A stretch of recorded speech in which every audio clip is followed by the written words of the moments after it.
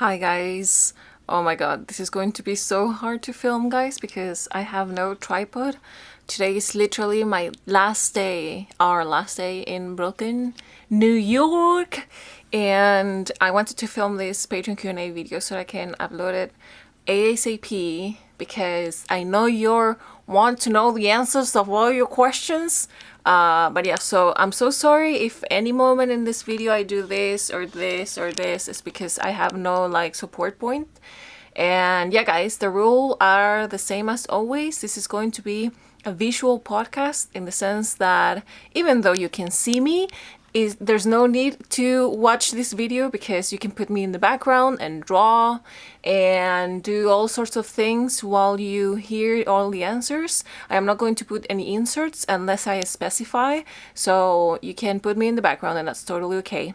And the other thing is that I'm going to put a question menu in the description of this video, not on Patreon, on the description of this video. So in case you want to watch and listen at a specific answer and not watch the whole thing, you can go there and click the minute mark, and it's super easy.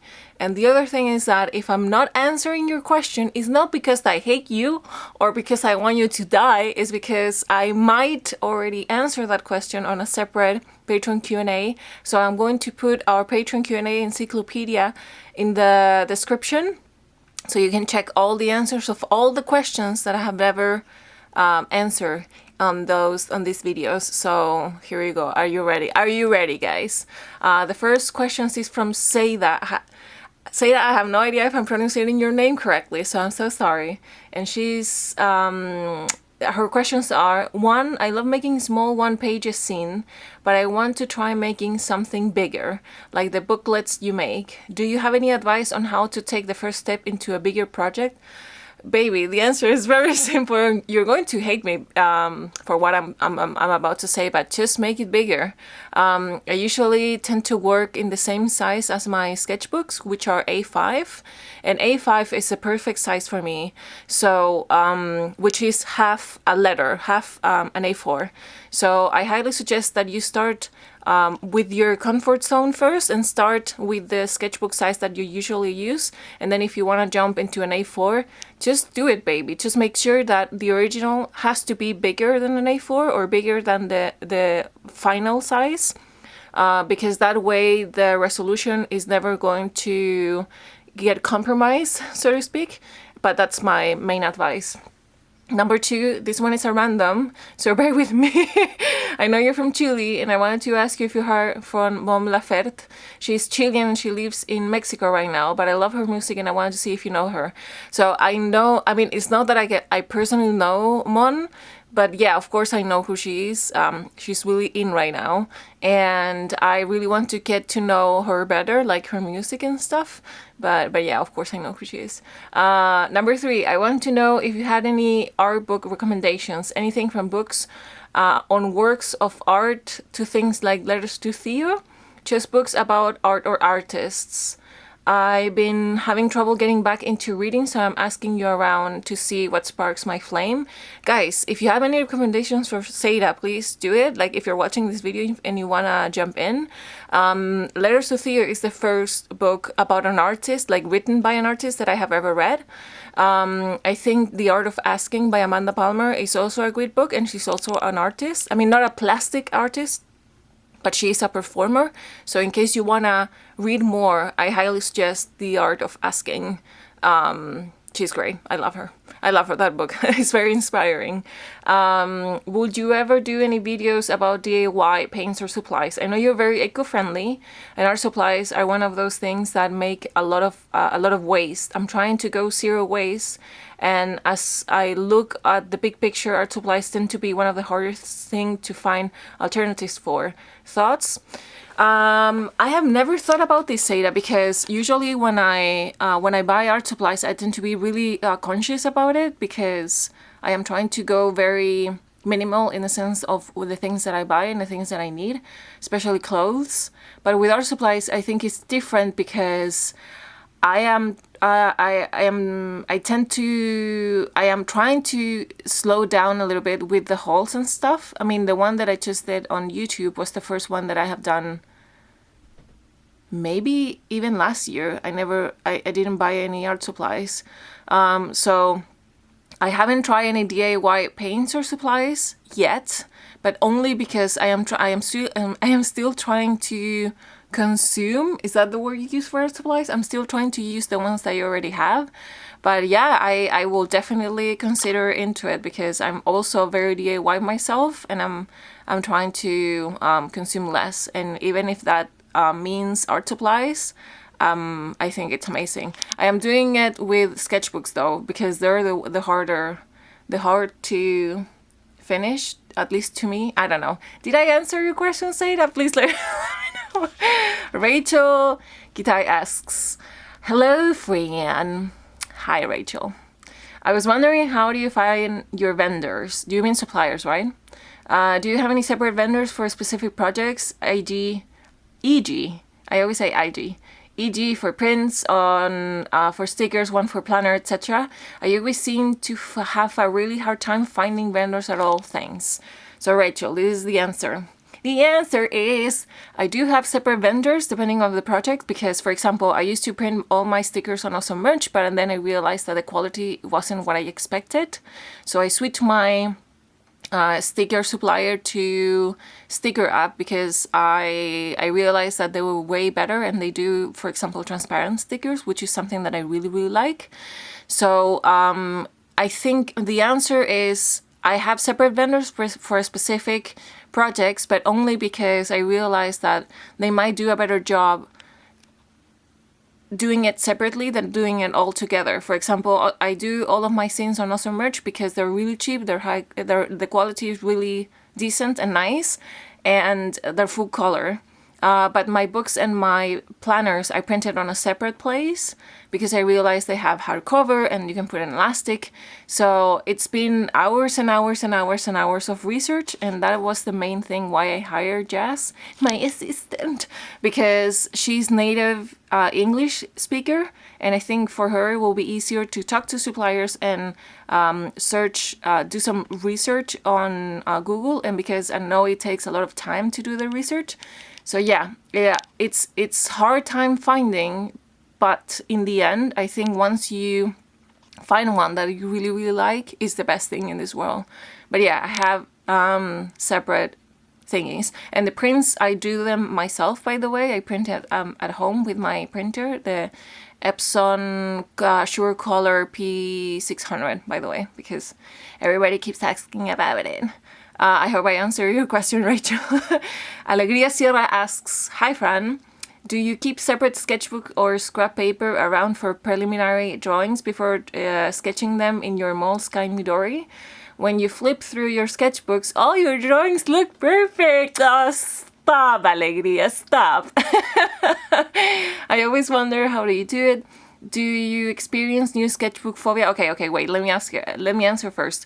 I don't do any preliminary drawings unless it's a commission or a client thingy, but usually for myself, like if I'm sketching, horsing around, if I'm like just doodling, no, I don't do any preliminary sketches. But if I'm doing projects like a new planner or a product that is going to go up on my shop, yes, I do preliminary drawings. I usually use like random paper scattered around, and then I use my light box and then I retrace the drawing in a more cleaner way, and then I paint it.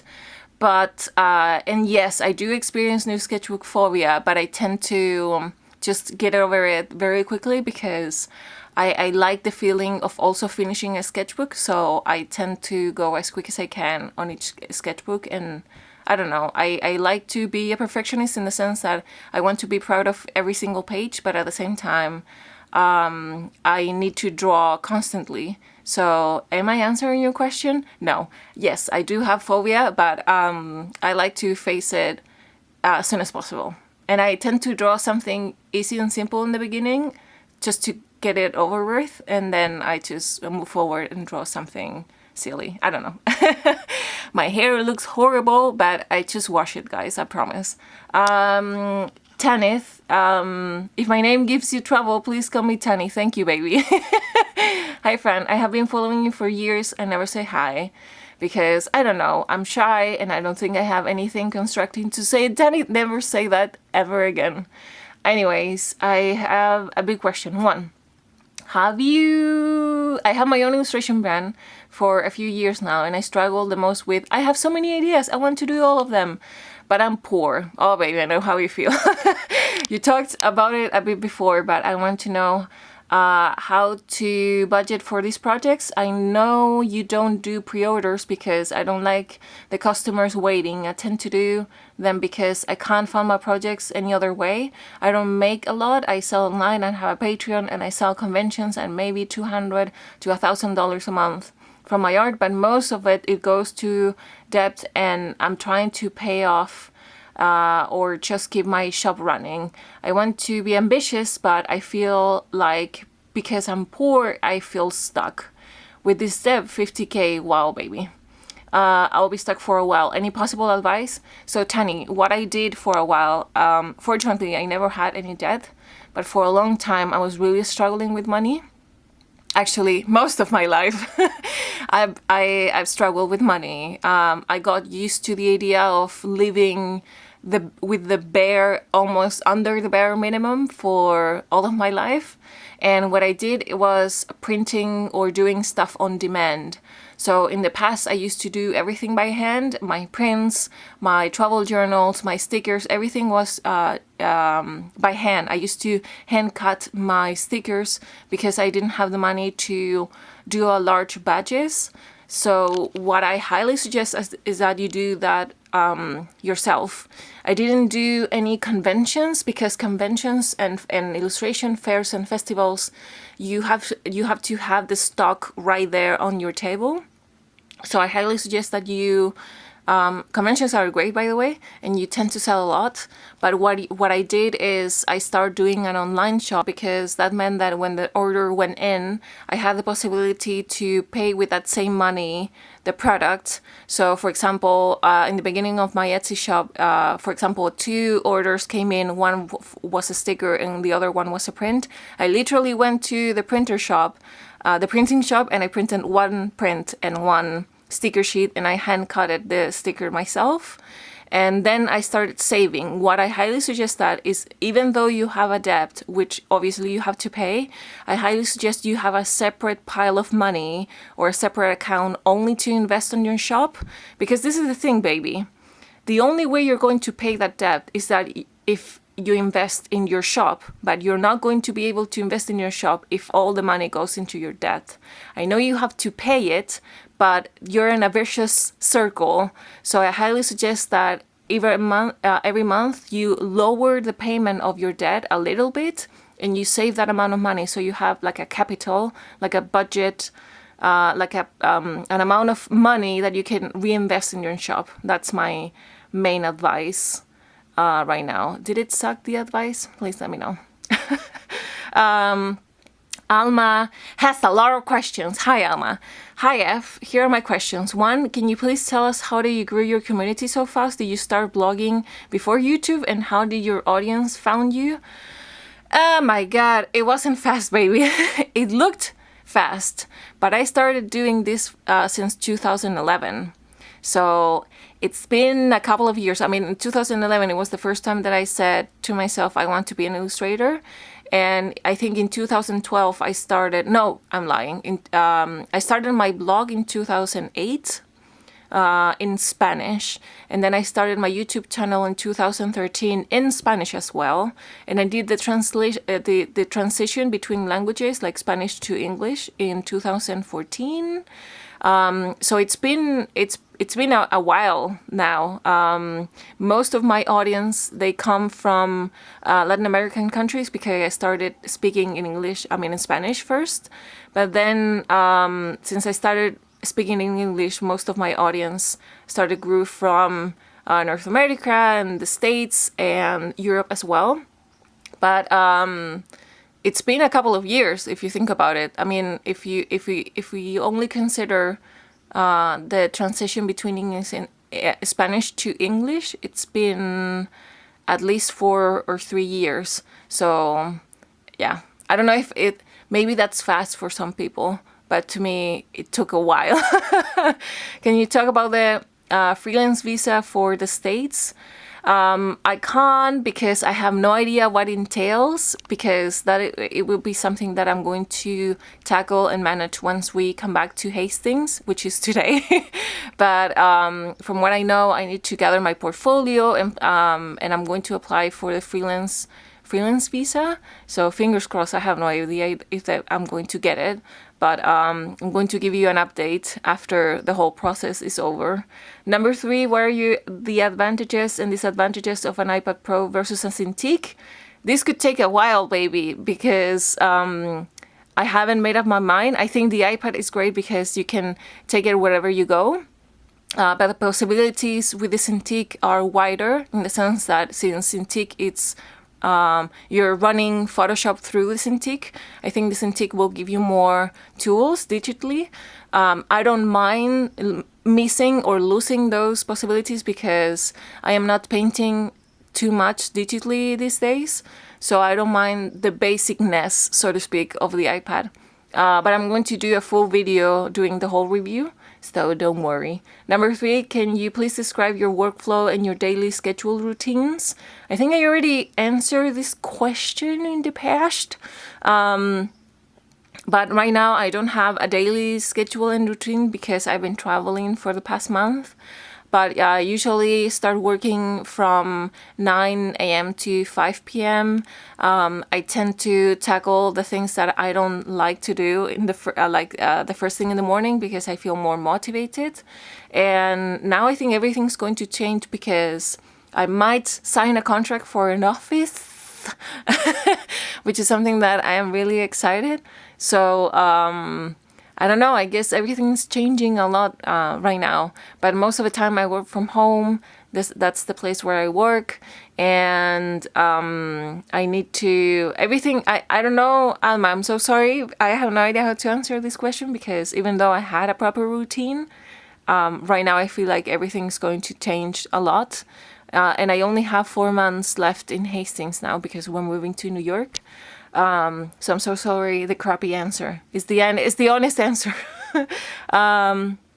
Can you please tell us what percentage of your audience follows you from your products, which one of your tips, tutorials, and which one follows you for your personal life, like a telenovela? Oh my god, I have no idea.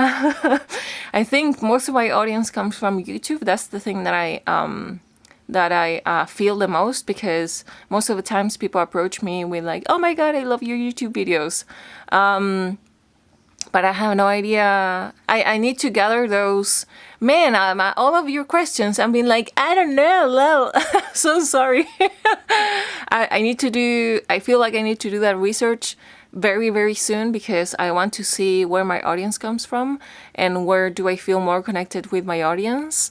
In the sense of like, do you like my content better on Instagram or on YouTube and stuff like that? But I feel like I have no... Yeah, I don't have an answer to that question. I think it's more from YouTube, now that I think about it. People love advices and follow your life. At least that's the thing that I enjoy the most from other artists, and how they work, and a tour of their office and stuff like that. So I hope I'm answering... God, Alma, these answers suck. I'm so sorry. Oh my god. Number 5, can you please tell us how do you plan to integrate in New York with other illustrators, make new friends and connections? Thanks for sharing your experience. Thanks to you, Alma. I think I'm going to do the same thing that I did when I moved to London. I literally, Alma, wrote an email to the people that I was following on Instagram that I knew that they were living at the time in London. And that's why I met my good friend Mais, Alessandra, because we were following each other and I knew she was living in London, and I literally wrote her, I can't believe I can't say that. I wrote her an email asking her on a date to have coffee and chat together and draw. And she said yes, and that's how I met her. And all of the rest of the friends, I met them through her. And I think I'm going to do the same thing here on New York. if I'm following, I think I'm going to go through my Instagram and see which illustrators are living in London and in New York, and they're following me back, so it won't be too creepy to ask them on a date. And I hope they say yes. But I think that's how I'm going to do it, baby, because otherwise I'll be totally alone without anyone to draw. So yeah, is this thing overexposed? I don't. Anyway, Alma, I hope I answered your questions. I'm so sorry if they suck. I was completely honest. Jess and Arts asks, hello, hope you're having a wonderful day. Questions. Do you have a color... Do you say scheme or scheme? I never know how to pronounce that word. Do you have a color scheme or ideas for how you would like to decorate your office when you get one? Oh my god, baby. I would love to paint everything pink, but I don't know if we're allowed to paint the walls. But at least here, if I ever get an office in Brooklyn, I will paint everything. And I only know that I want a standing desk so bad, and I want lots of plants. Am I the quintessential millennial right now that I'm telling you this, guys? I don't know, but I would love. I only want a bright space to work. That's the only thing that matters right now. And yeah, but yes, if you have any suggestions or pictures which I can get inspired by please let me know and send them to me. I think Sonia. Okay, Sonia Harrison. Hi, friend. As always, thank you for answering our questions. Q&A is my favorite Patreon feature. Oh my god, thank you so much, Sonia. I'm pretty sure you haven't answered these questions before, at least I hope. 1, have you ever deleted any of your past YouTube videos because you thought they were too bad or embarrassing or not good enough somehow? No, I wish I could. It's not that I wish I could, but sometimes if I look back if I watch any of my old YouTube videos, I'm like, why did I say this and blah, blah. But I think this is like your history, your life history, in the sense that those videos made me in some way, or they reflect who I am today. And there's a lot of people that miss, or maybe they like those particular videos because of how weird I was. I still feel very weird personality wise, but I every time I watch them, even though I'm really, really cringy, I'm like, oh my god, I can't believe I say that. I look back at them with such nostalgic and like love and tenderness feeling towards me and Ed, and who we were back then, and all the things that we went through, which were really, really hard, in the sense that it was a very hard period for us, and how we came out of that is so inspiring even to me. Like, I feel we were such a badass for overcoming all the struggle that we faced during those times. So even though they're cringy, I like to keep them as a reminder to myself. I think that's why I'm so grateful right now for all the things that I have. But yeah, I couldn't delete any of those videos. Just a nostalgic feeling. Number 2, I really admire the courage that you and Ed seem to have with making big life-altering decisions. I think I have the fear of regret, i.e. making a big decision and then wishing I hadn't done it. I was wondering if you're experiencing this type of fear, and if so, how do you handle it? Baby, Sonia, Sonja? Oh man, oh god, I'm so sorry. Can I call you son? I think, yes, we experience that fear 24/7, baby. We're shit scared right now for this moving thing, because we feel that we're closing a door to Europe. It might not be that way, but just the idea of we might not move back to Hastings because of this whole Brexit thing makes us feel really, really scared. Because if something goes wrong with the US, fingers crossed it doesn't, we would love to have the opportunity to go back. But yeah, we have no idea if we're ever coming back to Hastings because this Brexit thing. So we're really, really scared, but at the same time, we put ourselves in the best case scenario, and we keep asking ourselves, oh my God, what will happen, Ed, if this whole thing works out good? Like if we succeed, if New York turns out to be the greatest idea ever. And I think just the hope or the feeling that this might turn out amazingly is the thing that moves us. So I think that's my most honest question, Sonja. You never stop feeling the fear, but you can't keep fear from stopping you to do the things that you want to do. Fear shouldn't be paralyzing, so you just have to keep going, because you will always feel scared and worried and anxious about something. So I think that's my mojo right now. I'm so sorry, guys, if I'm not making sense. I'm just like, that was like a question close to heart, because I feel I am feeling like that, exactly like that right now. But this is exactly how I feel in my most honest and vulnerable answer possible. And number 3, have you decided where in New York will you live? I can't wait to follow you on your new adventures. Thank you, baby. I am dying to live in Brooklyn, but the thing is that we might choose to live because I have no idea about this, but Colombia gives flats, rents flats to students. So there's like this tiny chance that we might move in Manhattan, which is like insane if you think about it. but it's only because they give you a flat. I mean, you still have to rent and pay for it. But if that goes through, we might move like very near the Columbia University. And if not, I really want Brooklyn, because Brooklyn is really, really nice and cool, and there's amazing artists living here. But that will mean that Ed will have to travel 90 minutes every day back and forth just to go to uni, and that seems insane if you think about it. But yeah, which is like, we have no idea. But it's either that or Brooklyn. Or anyway, last but not least, Esther.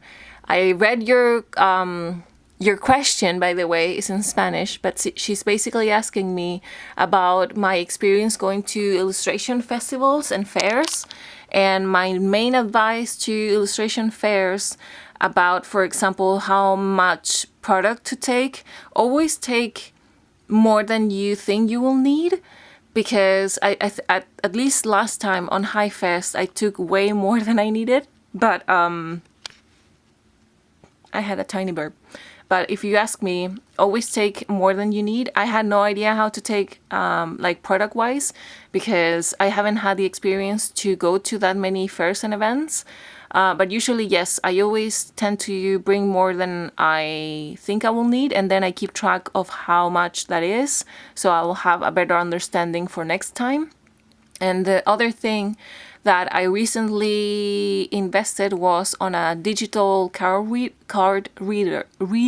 Oh my God, I can't speak today. I'm so sorry, guys.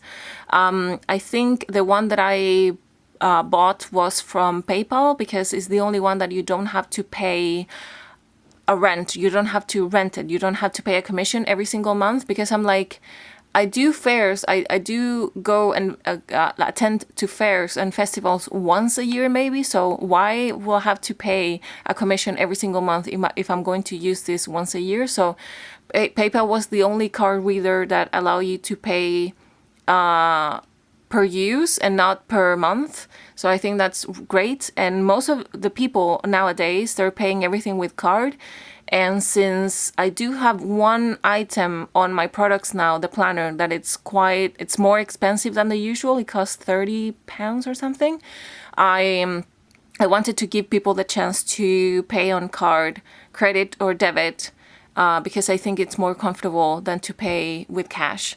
Also try to bring some coins and cash, just so you can give money back to people.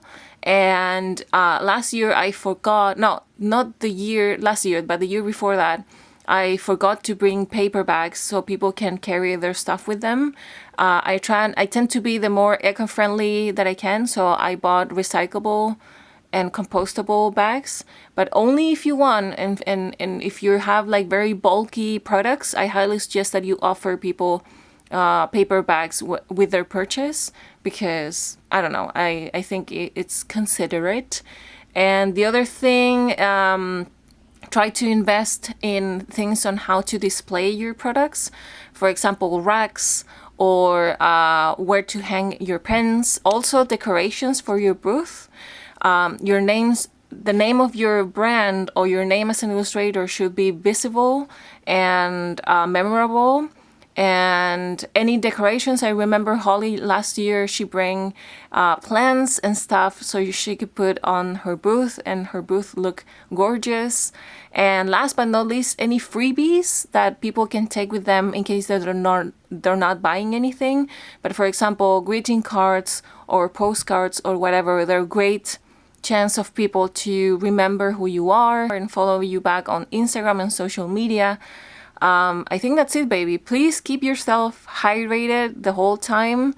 Festivals and fairs and conventions tend to be super exhausting and tiring because you have to greet and salute and sell and be nice to people, which is, of course, it's great, but I tend to, after a long day of being there, I am destroyed. So please drink lots of water and coffee if you like coffee, and eat when you can, and be nice to people and greet everybody. And that's my last advice. Try to keep samples of all the products so people can touch. People are more likely, Esther, to buy if they can touch what you're selling. I know that sounds crazy, but people tend to be really shy on conventions because they don't like to bother you. So I tend to have a big sign or a sticker saying sample on top of all of my stickers and scenes. And I have a planner that it's only for use when I'm on convention, so people can touch and flip the pages and see what the planner looks like. And when they see sample written on top, they tend to look at it more and touch it and like, oh my God. And I don't know. I don't know if this is like, there's a chart of or percentages, but I think people tend to buy more and engage and connect with you more if they know they can touch and ask you questions, than if everything is like, please don't touch anything. So yeah, I highly suggest that you encourage people to read through your stuff and take a free card, business card, or a postcard. And yeah, I think that's my all of my advices. And I think, oh my God, that was the last question. Esther was the last question. Anyway, guys, I hope you enjoyed this very impromptu. No, it wasn't impromptu, but it was a very nice, and I hope it wasn't too long and boring to listen Q&A. I love your questions so much, guys. Don't forget to check the Q&A encyclopedia with all the questions ever asked in case you have more questions and stuff like that. But I love you guys so much. I can't believe this is my last day. I mean, we'll be back in 4 months, but it will be really weird to go back to Hastings, but I miss my cat so much. Anyway, I don't want to keep worrying you. I love you. You're my life. I hope you're having a wonderful day, and I'll see you very soon. Bye, guys. Bye. Thank you for your support. Bye.